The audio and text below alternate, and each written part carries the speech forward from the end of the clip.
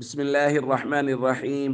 عن عبد الله رضي الله تعالى عنه قال رسول الله صلى الله تعالى عليه وسلم: إن لله ملائكة سياحين في الأرض يبلغني من أمة السلام.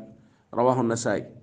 نبی کریم صلی اللہ علیہ وسلم نے ارشاد فرمایا، یقینی بات ہے کہ اللہ نے کچھ فرشتے مقرر کر رکھے ہیں جو زمین میں ہر وقت چلتے پھرتے رہتے ہیں، اور وہ مجھے میری امت کی طرف سے بھیجے گئے سلام پہنچاتے ہیں۔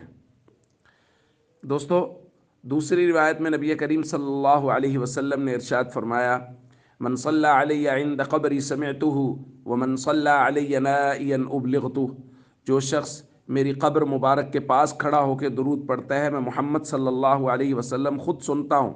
اور حضور نے فرمایا، جو شخص کہیں دور سے درود پڑھتا ہے، فرشتوں کے ذریعہ سے وہ درود مجھ تک پہنچایا جاتا ہے، اور جو فرشتوں کے ذریعہ سے پہنچایا جاتا ہے اس کی وضاحت آج والی حدیث میں آ گئی کہ کچھ فرشتوں کا کام ہی یہ ہے کہ وہ ساری زمین میں چلتے پھرتے رہتے ہیں، جہاں سے بھی درود و سلام کا ہدیہ امتی بھیج رہے ہوتے ہیں وہ فرشتوں کے ذریعہ نبی کریم صلی اللہ علیہ وسلم تک پہنچتا ہے۔ اور ایک روایت میں نبی کریم صلی اللہ علیہ وسلم نے فرمایا، جو مجھ تک درود پاک پہنچتا ہے، فرشتہ مجھے کہتا ہے، فلان ابن فلاں، یا رسول اللہ فلاں بن فلاں، یعنی ہمارا اور ہمارے والد کا نام لے کے بتایا جاتا ہے کہ وہ آپ پر درود پاک کا ہدیہ بھیج رہا ہے۔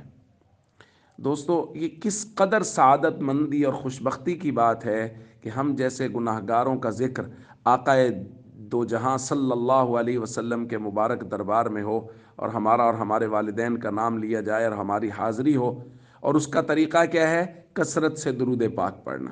یہ اتنا مبارک عمل ہے کہ نبی پاک صلی اللہ علیہ وسلم کے مبارک دربار میں حاضری لگتی ہے۔ اس لیے کثرت سے درود پاک کا اہتمام کریں تاکہ اس پاک دربار میں ہمارا نام بار بار پکارا جائے۔ السلام علیکم ورحمۃ اللہ وبرکاتہ۔